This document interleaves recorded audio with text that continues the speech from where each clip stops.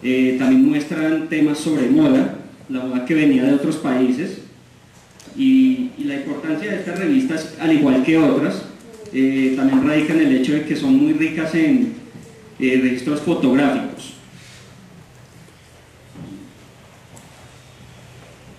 Entonces destaco la importancia del estudio de las revistas porque una investigación histórica tradicionalmente sobre el movimiento político, sobre una guerra, pero digamos que basados en una fuente, como lo es una revista, en este caso de variedades, resulta importante porque no hay como muchos trabajos al respecto. Si vamos a hablar de una guerra, se habla más de lo que se hablaba en la prensa, en los periódicos, y hay más trabajos en el caso de la Segunda Guerra Mundial. Entonces, para trabajar un artículo, yo usé 3 conceptos. Evidentemente el de guerra, periodismo de guerra y variedades en tanto revista. Ahí me cité.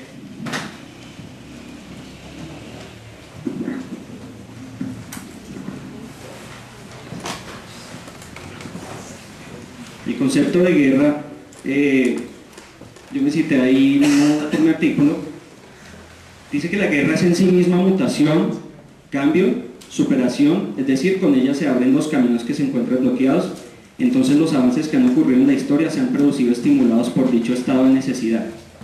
Dicho estado de necesidad es el cambio, pero la guerra abarca mucho más que una necesidad por el cambio. La guerra ocupa un papel preponderante en la historia humana y ha sido determinante de tragedias y de cambios en el curso de la historia de civilizaciones enteras.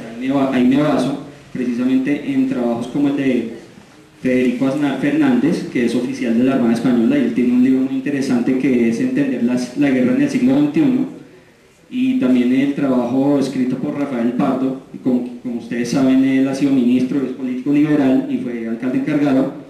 Él tiene un libro que se llama La historia de las guerras, y él propone un buen soporte teórico sobre la guerra, sobre todo basado en el modelo de Klaus von Clausewitz. Tenemos el concepto de periodismo de guerra. ¿Por qué el periodismo de guerra? Porque así se puede entender incluso como periodismo bélico, que son las notas que transmitieron desde ambas revistas como Cromos y El Gráfico, para reconocer qué estaba pasando en el conflicto.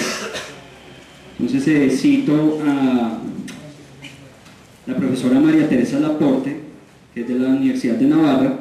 Ella nos dice que en una sociedad en la que el conocimiento de lo público se adquiere a través de la información de los medios de comunicación, importa lo que las cosas son como el modo en que se presenten a través de estos.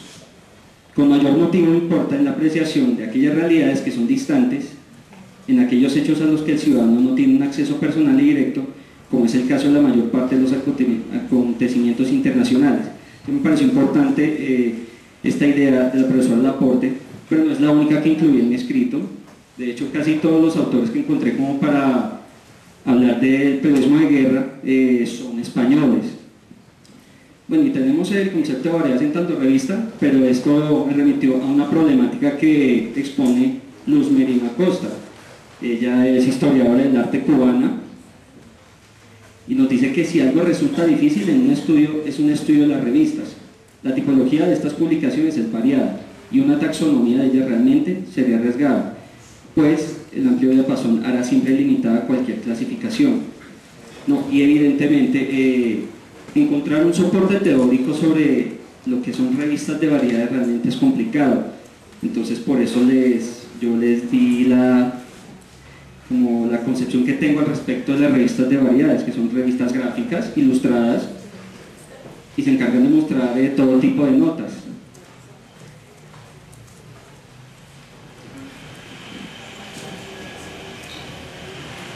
Entonces hay el capítulo que viene acá en mi artículo tiene que ver con los antecedentes y causas de la Primera Guerra Mundial. Como pueden ver, las imágenes son de 3 personajes que quise incluir en lo que son los antecedentes, porque antecedentes se refiere como a las predicciones que había sobre el conflicto. Por ejemplo, Jean Bloch era un banquero de origen polaco y él había predecido que iba a haber una guerra de un alcance muy enorme. pero él hacía un énfasis más como en la parte del poder militar británico. Tenemos a Winston Churchill, que para 1901 él era parlamentario de la Cámara de Comunes de Gran Bretaña, y él también había hecho una predicción sobre la guerra. Les voy a leer unas líneas que refirió Martin Gilbert, que es historiador inglés, sobre lo que él dijo sobre la guerra.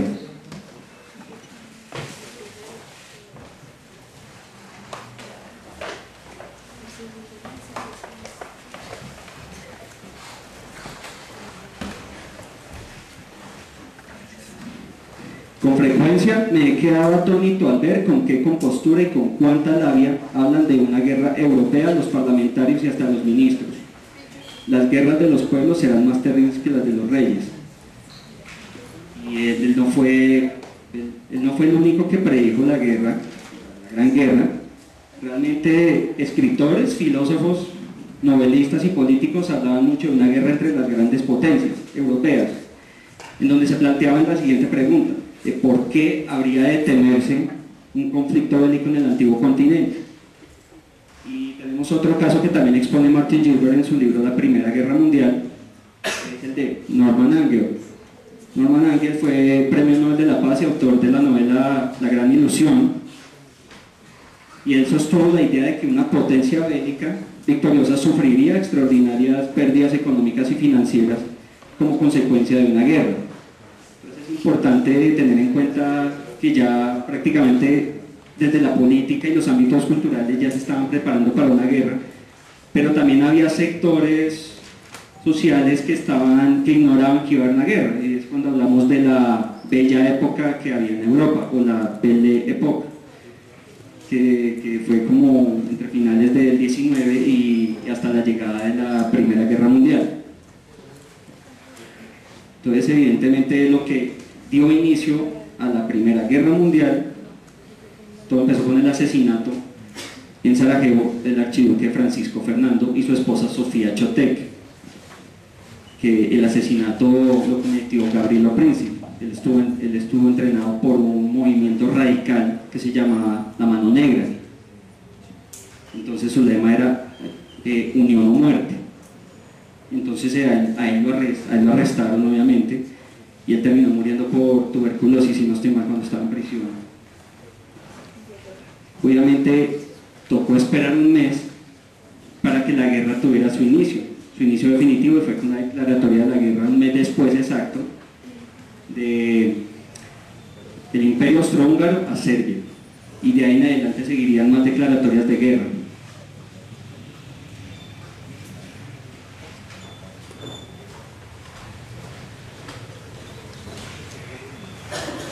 Hablando de Colombia, en los años de la guerra tuvo lugar en 3 gobiernos. En los últimos meses del mandato de Carlos R. Restrepo, 1914 a 1918, el gobierno de José Vicente Concha. La mayor parte de la guerra tuvo lugar en este gobierno, y los últimos meses del conflicto tuvieron lugar en el gobierno de Marco Fidel Suárez. Enfaticé más en el gobierno de José Vicente Concha, y entonces uno de los puntos a destacar para entender qué pasaba entre Colombia y la guerra es que Colombia se declaró neutral al conflicto. De todas maneras, eso generó muchos conflictos a nivel internacional, porque, digamos, en el gobierno de Estados Unidos ellos pensaban que Colombia no iba a luchar a la guerra y que estaba a favor de los alemanes. Había un problema muy fuerte entre Estados Unidos y Alemania durante la guerra. La situación internacional económica pues le fue adversa al gobierno de Concha, después de las presiones que le hicieron los países europeos. ¿Qué pasó también durante el gobierno de Concha? No aceptó préstamos internacionales, disminuyó los gastos públicos y los salarios, los impuestos aumentaron, se redujo la fuerza pública, la burocracia civil, y sobre todo que en 1916 se regularizó la frontera con Ecuador mediante el Tratado Muñoz-Bernaza Suárez. Esos son como los hechos que quise incluir en mi escrito sobre el gobierno de Concha, y no enfaticé el marco Fielsoles porque ya la guerra estaba a punto de terminar en esos meses que tuvo el gobierno.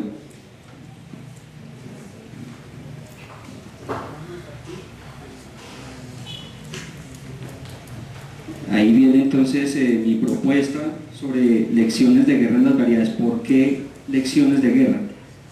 Porque las revistas, como Cromos y el Gráfico, se encargan de transmitir conocimiento sobre el conflicto. No hay otros medios, todo se sabe a través de cables, por el telégrafo.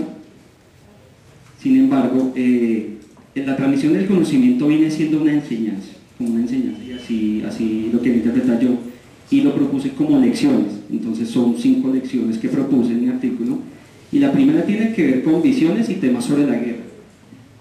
No incluí todos los artículos en mi presentación que están en mi escrito. Entonces tenemos a Pedro Moreno Garzón. Él publicó un artículo titulado Los húsares de la muerte en 1916, lo publicó para Cromos.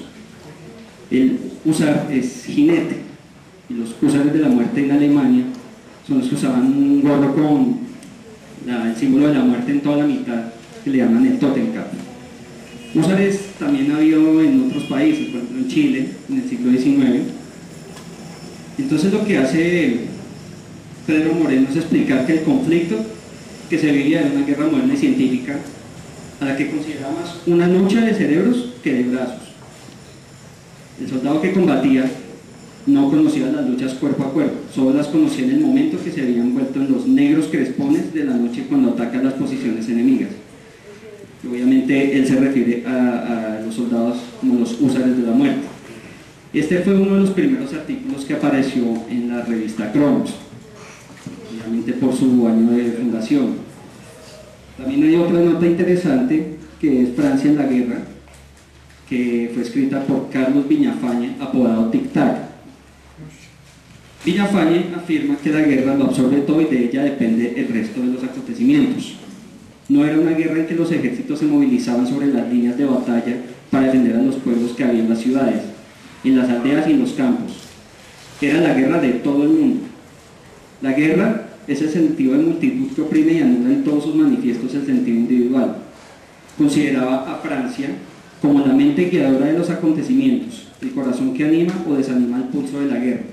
Era evidente como el favoritismo hacia Francia, parte de los medios en esa época, aunque también había seguidores de lo alemán o germanófilos. Entonces quería incluir unos fragmentos de lo que escribí respecto a estos 2 artículos, y obviamente escribí más, pero pues por extensión los voy a incluir.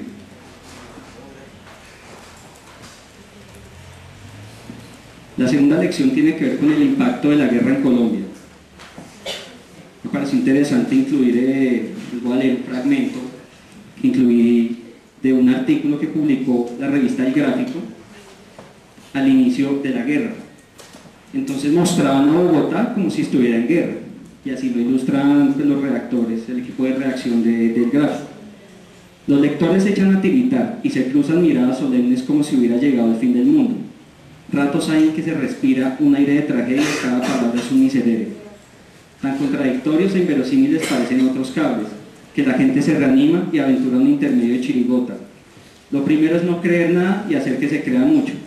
Como el sexo fuerte para atender la guerra ya no abandona estas que llamamos arterias principales de la ciudad, cierto sexo débil anda por ahí también conflagrado, y horas hay en que hasta la más lujosa reserva sale a la persecución del enemigo. Algunos caballeros reciben ultimátums a favor de Zaguani con 2 minutos de término. Hasta el lenguaje de los filipichines se ha resentido de las terminologías internacional y militar. Oye uno decir que tal hembra es una super dreadnought, que tal China es de tiro rápido, que el doctor A y la chica B están concluyendo en el cine un tratado de amistad, comercio y navegación, que doña fulana es una vieja de gruesa artillería, que en el automóvil 65 iban los perencejos y las perencejas, en entente cordial, etc. Entonces esa era la manera en que el Gráfico ilustra cómo se vivió en Bogotá la guerra. Y hay otro problema, digamos que el colapso comunicacional que había en cuanto a la llegada de los cables. Por lo general se recibía información errónea y la gente se creía lo primero que transmitían los medios. Hay otro artículo publicado en El Gráfico en 1917 por parte de Emilio Cuervo Márquez.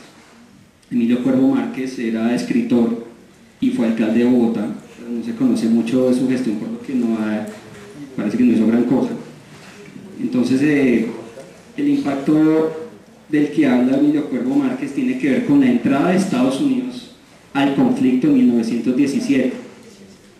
Entonces les leo un fragmento que saqué de lo que él escribió y dice: de ser evidentes las noticias que el cable nos transmite de hundimiento por submarinos alemanes de barcos en que se hallaban ciudadanos americanos, toma caracteres inminentes la probabilidad de que se resuelva por la guerra el problema germano-yanqui. Tal expectativa se presenta para Colombia con síntomas especiales dada la excepcional situación económica e internacional en que nos hallamos respecto de los Estados Unidos. Este asunto también lo trató José María Restrepo Millán, que era filólogo, también escritor. No incluí lo de José María Restrepo Millán, sin embargo les explico. El momento en que Estados Unidos ingresó a la guerra y Colombia, cuando declaró su neutralidad, los Estados Unidos pensaron que Colombia estaba a favor de los alemanes, hasta incluso llegaron a decir que en Cartagena estaban escondidos submarinos alemanes. O sea, estas son las tesis que sacaron porque Colombia simplemente no ingresó a la guerra. Entonces eso creó bastantes problemas de todo tipo. Y de todas maneras había intereses alemanes de por medio porque tenían plantaciones de banano en el Darién. Y entonces a Colombia la estaban presionando bastante en ese entonces.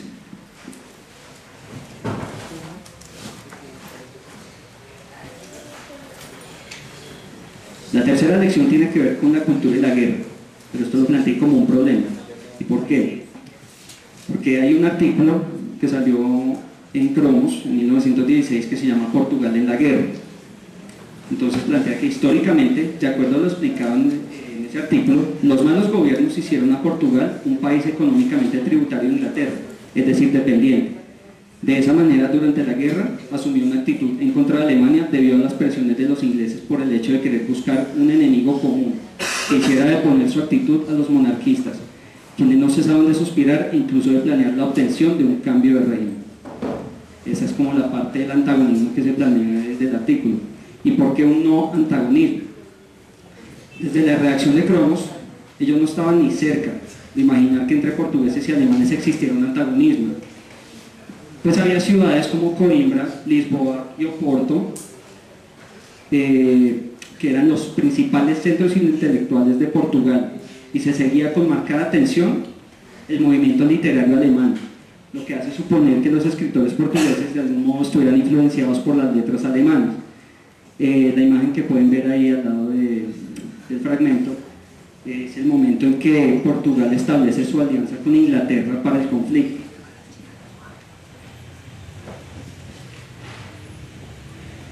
La imagen que ven es de Edmund Dulac, que era un ilustrador gráfico, y ahí se ven personajes como Fernando Tamarnini, que era comandante del cuerpo expedicionario portugués, era un general, y el general que se ve al lado es Douglas Hyde. Tenemos otro artículo que plantea esta problemática entre cultura y guerra, que se llaman Los artistas y la guerra, fue publicado en El Gráfico, y es de José Francés. José Francés era un escritor español. Y él se plantea la siguiente pregunta: ¿deben ir a la guerra los artistas, los escritores, los hombres de ciencia, todos cuantos realizan trabajos de orden intelectual y representan la verdadera aristocracia de su patria? Y él pone dos ejemplos. El ejemplo de Gabriele D'Annunzio, que era un escritor italiano. En el artículo él dice que él fue teniente de caballería, pero nada cierto. D'Annunzio fue aviador. Él fue aviador del bombardero Caproni CA-3. Y el otro caso que expone es el de Anatole France. También era un escritor, pero él no participó como tal en la guerra, sino él fue pacifista, y sus escritos tenían una connotación patriótica.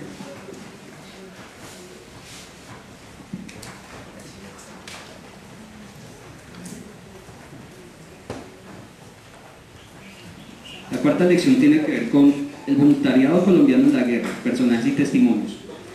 El cromos y el gráfico tienen registros sobre voluntarios que se presentaron a la guerra. Colombia, por más que declarara su neutralidad, es evidente que varios habitantes del país fueron a combatir a la guerra o fueron como voluntarios por la Cruz Roja.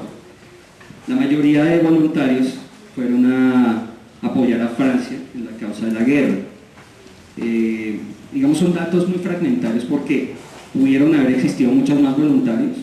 En el artículo presento nombres que registran ambas revistas, pero me encontré en el gráfico con una entrevista que le hace Roberto Líbano y Joaquín Güell a Gabriel Bonnet. Gabriel Bonnet fue un teniente de artillería que combatió a favor de Francia. Y entonces, bueno, aquí les voy a leer un fragmento de lo que dijo Bonnet en la entrevista, de su experiencia en la guerra. Al finalizar de julio del año 14, me hallaba en veraneo en Aigar, pequeña población de la frontera italiana. Acababa de dejar la Escuela Central de Artes y Manufacturas de París y aprovechaba las vacaciones de la manera más alegre posible. El 23 llegaron las primeras noticias. Eran las nubes tormentosas que comenzaban a ennegrecer el cielo de Europa para descargarse después en esta tempestad de sangre y de hierro. Mis nervios y los de mis compañeros se mantenían en una tensión constante. Nuestro afán crecía con las horas lentísimas de aquella larga semana. Una tarde, era el 1 de agosto inolvidable, vimos que el cartero, con un despacho en la mano, atravesó la plaza, densamente pálido, en dirección al ayuntamiento. Algo como el hálito de un presentimiento pasó por nuestros corazones. Se hacían infinitos aquellos momentos de espera. De repente el golpe de un tambor dejóse oír desde uno de los balcones y el alcalde apareció con un pliego en la mano. Parece que aún escucho sus palabras y la vibración de su voz. Es la movilización. ¡Viva la Francia! Gabriel Bonnet le apodaron Poilus. Los Poilus eran los Poilus, que eran los soldados que combatían para el ejército francés o que estaban como voluntarios a favor del ejército francés.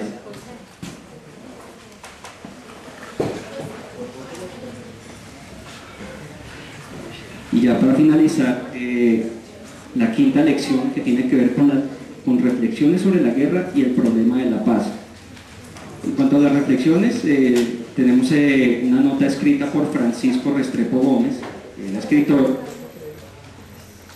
y su nota se titula La sangre corre.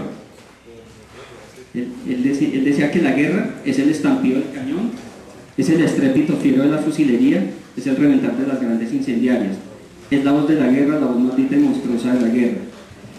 Aquí resulta interesante cómo Restrepo Gómez, después de definir la guerra, pasa a escribir sobre el fluir de la sangre como un orinoco de llanto. Entonces ahí se nota como el tener un sentido de lo nacional que era característico de aquellos escritores que pertenecían a la generación del centenario. Y esto es lo que dice sobre el orinoco de llanto. La sangre corre, cálida, palpitante, acusadora, como pidiendo justicia, horrorosamente mezclada con fibras y músculos humanos. Cerca de ese inmenso y rojo Amazonas, corre también otro gran río, un río de ondas cristalinas, no menos caudaloso que aquel ni menos acusable y elocuente, un orinoco de llanto, formado por las lágrimas de aquellas incontables legiones de viudas, de madres y de huérfanos inconsolables, que lloran sin reposo y en desamparo abrumador la fuga eterna de los seres amados que cayeron heroicos al pie de la trinchera. Esta nota fue publicada en Cromos, en su primer año de publicación, y viene el problema de la paz, planteado por Armando Solano, que también fue un escritor de la generación del centenario. Finalizando la guerra, era evidente que había un cese de hostilidades, pero a futuro el fin de la guerra iba a implicar más problemas. Entonces les voy a leer un poco, y él decía que he aquí mi concepto acerca del problema de la paz, no menos inquietante a mi ver que el gran problema bélico que acaba de solucionarse. En primer término, como todos los sucesos que pasan, como todas las cosas que vemos, parecerán no desencanto. De otra parte, las consecuencias de la paz, o hablando con más exactitud, las consecuencias de la guerra, no empezarán a ser apreciables sino lentamente, y ni en la esfera de los negocios ni en el campo de los ideales habrá quien se declare hoy satisfecho. Hay alegría, pero es una alegría oficial, falsa, como el patriotismo de los aniversarios o la tristeza de las visitas de duelo. Vendrá para los mercaderes una era de prosperidad, así lo creemos, pero no es menos cierto que no se ha presentado con la paz y que se demorará todavía mucho tiempo, después de que los diplomáticos galoneados y solemnes hayan afirmado un nuevo chifón de papel. Llegará igualmente el reinado de la justicia, en eso sí tenemos inconmovible fe, pero pasarán largos años aún sin que esa deidad augusta reciba universalmente el homenaje que le es debido. Obviamente, después, con la firma del Tratado de Versalles, esta guerra conduciría a una Segunda Guerra Mundial, por los inconvenientes que se le generaron a Alemania principalmente, luego a Japón e Italia, que también participó en la guerra. Es difícil establecer el tipo de lectores que había para estas revistas. Sin embargo, para concluir, quiero leer una frase escrita por Martin Niger sobre el tipo de lector que pudo haber en estos años.